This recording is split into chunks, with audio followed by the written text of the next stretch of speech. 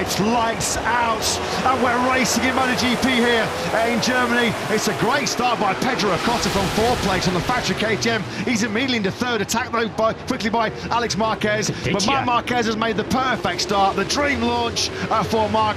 He leads here in the SachsenKIng. Di Giannantonio slots himself up into P3. Yeah, Zarco once again going backwards. Di Giannantonio went right around the outside of the first corner into third place. Alex Marquez also up one into fourth. It looks like Pecco Bagnaia has also made big progress. He's ahead of Fabio Quartararo. Through the smoke and the flares, they pick their way through, down and down through turn 7. This is a tyre-punishing corner later on when we go to the back end of this 30-lap German Grand Prix. All ready then, in position A, just as he wanted it to be. Marc Marquez leads here early on in the SachsenKIng. He's already a quarter of a second clear of Bezzecchi, halfway around lap 1. I think Fabio Di Giannantonio is quite keen to clear that Aprilia, and if there was any one rider on Friday who looked like he might have the pace to at least make Marc Marquez work for this, it was Fabio Di Giannantonio. He's third in your picture, and he'll want to make a move quickly as Bezzecchi closes in on Marc, but he's losing second to the VR46 Ducati. Yeah, Di Giannantonio eager to get on with business here.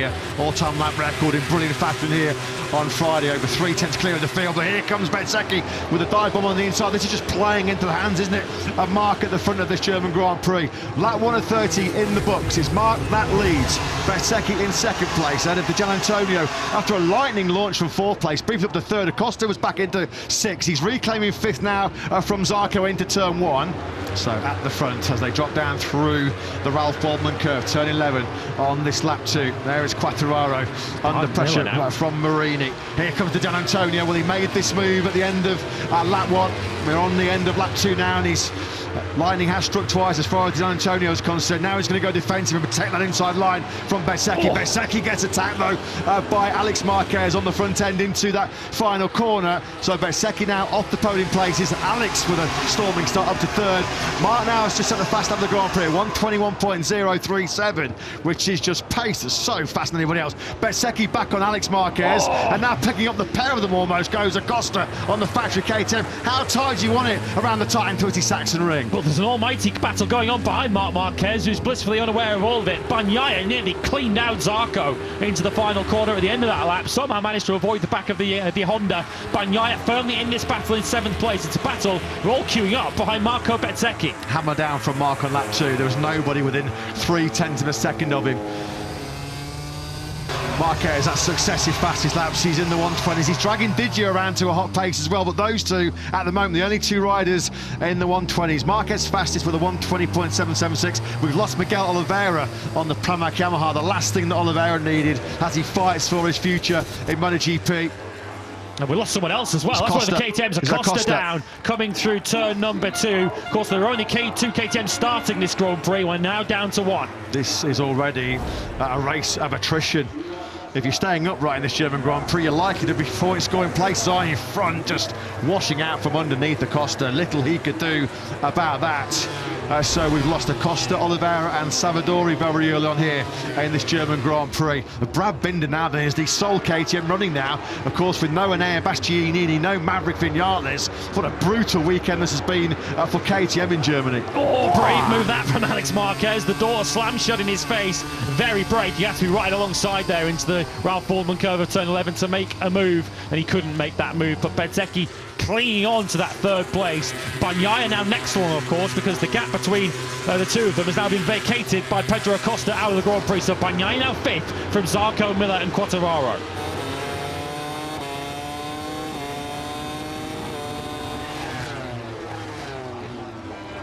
Marc now the only rider in the 120s. A 1:20.773. He's reeling off 1:20.7s, 1:20.8s for fun right now, and he has stretched his lead to over a second for the first time in this Grand Prix. It's a pace at the moment which is just simply too hot to handle. Di Giannantonio 1:21 flat, likewise Bezzecchi, likewise Alex, but they just have not got the speed of Marc at the front of this Grand Prix. Or Bagnaia, who's doing low 21s. The top 5 are in a completely different race at the moment to everybody else, with Zarco in the high 21s, although of course he was busy battling with Miller, which would have impacted on his lap time. Fabio Quartararo now finally getting up to some sort of pace in this race. He's done a personal best on a 1:21.4. Here he is, much like in Assen last time around, just no grip in the early stages, he said, which feels like a similar story here because he was dropping places in the early stages, but he has now got up to speed and fended off Brad Binder. Alex Marquez hasn't been able to get anywhere near Marco Bezzecchi since that point, as we now reach 1/3 distance. Over the crest we go, braking from over 300 kilometers an hour down to 68 kilometers an hour. Real punishing this on your upper body, isn't it? As you grab a handful of brake, the rear goes light as well.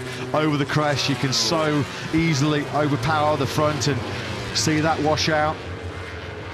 Gianantonio at least is trying to make a race of it. He's clawed back a couple of tenths on this lap. I think this is just more Marc just making sure he's got some tyre for a charge late on here.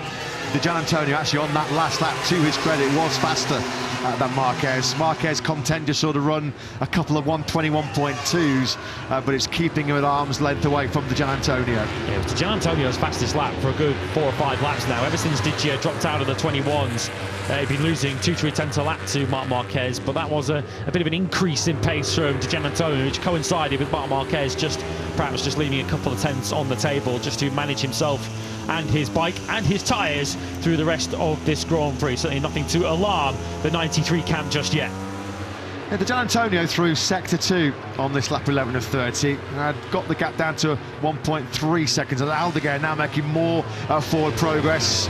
He's got through this time around now on Binder down into turn 12. So, going to be interesting to see where the balance of power sitting at the moment as Marc and Digia cross the line. Once again, Gianantonio is quicker than the 93 ahead of him. A 1:21.2 from Digia.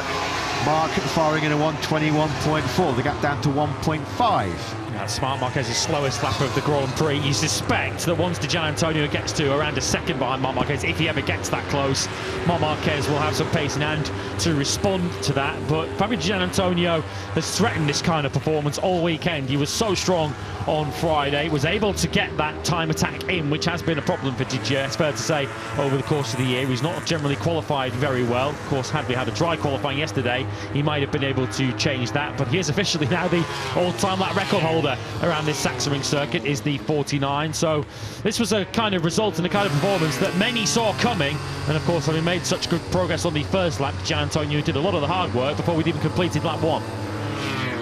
You can see him just at the top of your picture, desperately trying to fend off the 2 factory Hondas. Marini's 11th, Mir in 12th place. Points at the moment for Ralph Fernandez, Ayagura and Alex Rins. Lorenzo Savadori rejoined the Grand Prix and is still circulating. He's down in 16th spot. Bezzecchi has lost another couple of tenths on this lap to Alex Marquez. Here comes Aldeguer with a slingshot down from turn 11 up the inside of Jack Miller. Looked like Luca Marini was threatening a move potentially on Brad Binder in the background as well. We'll see in a second whether he got that move done. No, he did not. He's still back in 11th place, but Aldeguer now finally starting to make some progress on the second Gresini Ducati. Pedro Acosta, an early bath for the Red Bull KTM factory racing start. He starts to debrief with his crew chief Paul Trevathan. This was his early exit, just behind Alex. He was down through turn 2. Don't see that very often, you have to say, MotoGP. No. A front end washout down through that tricky second corner. It is fast, second gear, about 100 kilometers an hour. Looking back at Acosta, there's nothing he can do about this. That front goes in a flash. There he goes, just took in the front end. So Acosta down and out early, and he looks a little bit baffled by that one, doesn't he, himself? Yeah, I think everybody will be a little bit baffled as to how stronger Marc Marquez is than them. Of course, this is no surprise. Of course, around anti-clockwise circuits, Marc Marquez historically has been unmatched. Of course, if you think back to circuits such as Motorland Aragon, Phillip Island, Valencia, Marc Marquez has extraordinary records around all of them. In fairness to him, he's very good around circuits that go right as well. He's one of the greatest riders MotoGP has ever seen. But put a rider of his talent and his specific skills around a circuit that goes left a lot, and you've got a pretty good recipe. Yeah, he's about to, it looks like, conquer the SachsenKIng once again and become just the second Ducati rider in history to win 4 in a row. you're starting to ask the question, when will be the next time Marc Marquez actually gets beaten? He's been just untouchable, hasn't he? The last 3 Grand Prix, supreme at his beloved Aragon, brilliant at Mugello, superb last time out in Assen. You always feared the worst for the opposition coming to a track which he likes so much. It's just a little bit hot there, wasn't it? Somebody's gone down. We are lost at somebody. Oh, it's the Gian Antonio Fabio, the Gian Antonio. Just the point where we're saying it looks like he's nailed on for 3 successive top 6 finishes, head in hands for Pertamina and Girovia 46 Racing staff. Their weekend goes from bad to worse. The Gian Antonio is going to tuck the front into that first corner. What a wretched weekend it's been for VR46. Oh, Johann Zarco's crashed out too, Matt. Out of picture. We're watching Gian Antonio's crash, but I think we're also about to see Johann Zarco somewhere in a goal chat. He's down, I think, at the same corner, turn 1. Well, we thought we're in the phase of the Grand Prix, aren't we now? Yeah, he's just going to roll off the left-hand side of the tyre, isn't he? There's Zarco. The right-hand side, rather. That was a crash that we saw Pecco Bagnaia have, wasn't it? And when he was fighting Fabio Quartararo in 2022. Zarco there just tapped the throttle back in. Needs to take some weight off the front end of that LCR Honda. Well, this is turning into a race of survival, isn't it, right now? Not the weekend that Zarco was hoping for. A brilliant second place on the grid, but faded without trace in the wet sprint yesterday, taking the checker flag 7, and now he's crashed out of what was another top 6 beckoning. So this now then leaves Marco Bezzecchi in second and pushes Alex onto the final place on the podium, with Bagnaia now up into 4th. Yeah, fading Bagnaia at this stage of the race. He's been in the mid to high 20s, 21s for the last few laps now. He's now over a second adrift of Alex Marquez, 1.3 to be exact, although he's got an awful lot of space, 8.5 seconds worth behind him to Quartararo. Aldeguer, though, is all the way up to 6th place now, having been outside the top 10 for much of the first half of this Grand Prix. And Aldeguer doing low 22s. Is there still a chance of him getting on terms with Quartararo and salvaging a top 5 out of this? Look at this battle. Honda KTM, Honda Aprilia. This is the battle. Joan Mir, Luca Marini, Aigura, Brad Binder also in the middle of that for 8th place. Luca Marini's got a bit of a second wind here. If he is feeling some physical strain, he's not showing it. Rather than going backwards, Marini going forwards. Yellow flag. Bezzecchi's gone down. As we mentioned, Turn 1 again. We're into the phase of this Grand Prix now, where it's those who can manage the tyres and just stay upright on 2 wheels. Bezzecchi, how many walking wounded are we going to have in Brno next weekend? Turn 1 then now catches out Bez. We're right on board with him. Let's have a listen. Second place is cursed in the SachsenKIng, isn't it, right now? Because the 2 Italians, both the Gian Antonio and Bezzecchi, have bit the dust in that downhill braking zone. So now Bagnaia finds himself out of nowhere on the podium. Massimo Rivola of Privos can't quite believe what he's seen. So make that now 13 runners in this German Grand Prix. No further action taken then. Zarco clearly did not have sufficient time to react to the yellow flags before his crash. Well, if second place is cursed, well, the person in second place now, I guess it's in the safest hands, because Alex Marquez has been in second quite a lot this year. He's bucking to second place now. Bagnaia, as you mentioned, 3rd. Quartararo up to 4th now on the factory Yamaha, albeit a very distant one, and he's just about keeping Aldeguer at arm's length. The second still between them for 4th and 5th. This now is the battle for second place. Those are out again in sector 1. Oh, 2 riders down. That's Agura and Mir. Wow, Agura now and Joan Mir. Joan Mir, who just cannot catch any kind of break, can he? It looks like he's apportioning the blame on Agura. Someone else just flew into you. I think that was Savadori, a couple laps down, who also went down. So he's now crashed under yellow flags. I think we've now only got 10 runners. So Agura, having seen Mir run slightly wide into the first corner, Agura... Savadori's down for the second time in this Grand Prix.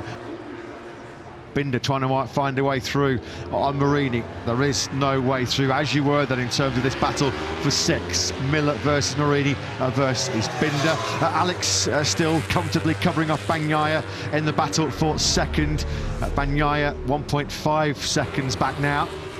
Is that Luca Marini just shaking his right arm out there, and then his right foot also taking on the effect? So I think there's a right side of Luca Marini's body that is feeling rather sore and rather achy at this stage, but he's certainly putting mind over matter at the moment.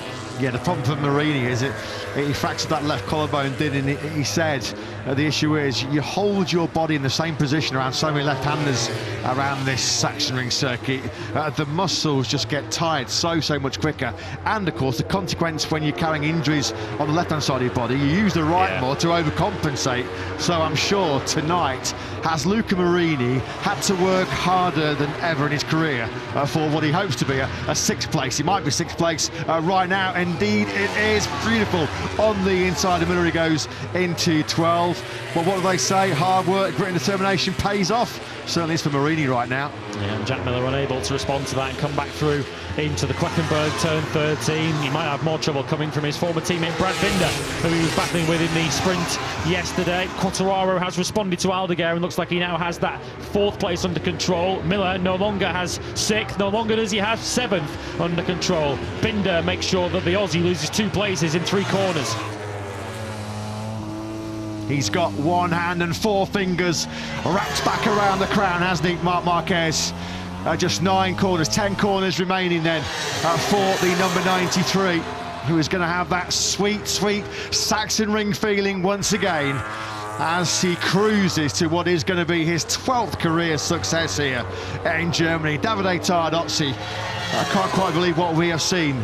This has been pure and utter dominance here by Marc Marquez. One of his biggest dry race wins of his career, surely, now as he stretches nearly 8 seconds clear of the chasing pack. He can roll off now and enjoy a return to the top step here at the Sachsenring. Yeah, this is the big battle in the final lap. Aldeguer has well and truly chased down Quartararo in the last couple of laps. He was 3/10 quicker on each of the last 2 laps. Quartararo, though, has got a couple of corners to hang on. Marc Marquez has 1 more corner to go. Into the final corner, the 93 goes.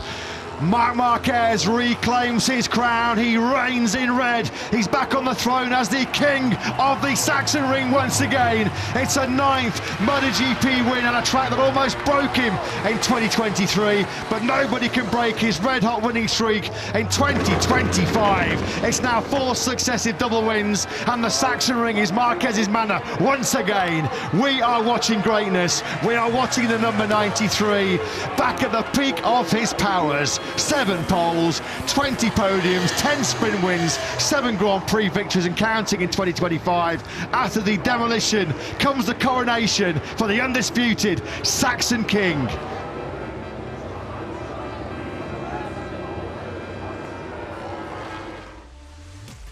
Our MotoGP results from the Sachsenring then. Marc Marquez with a fantastic 9th win in the German GP, with Alex Marquez and Pecco Bagnaia benefiting from chaos ahead of them to finish 2nd and 3rd respectively, in an incredible contest which saw just 10 riders completing the race.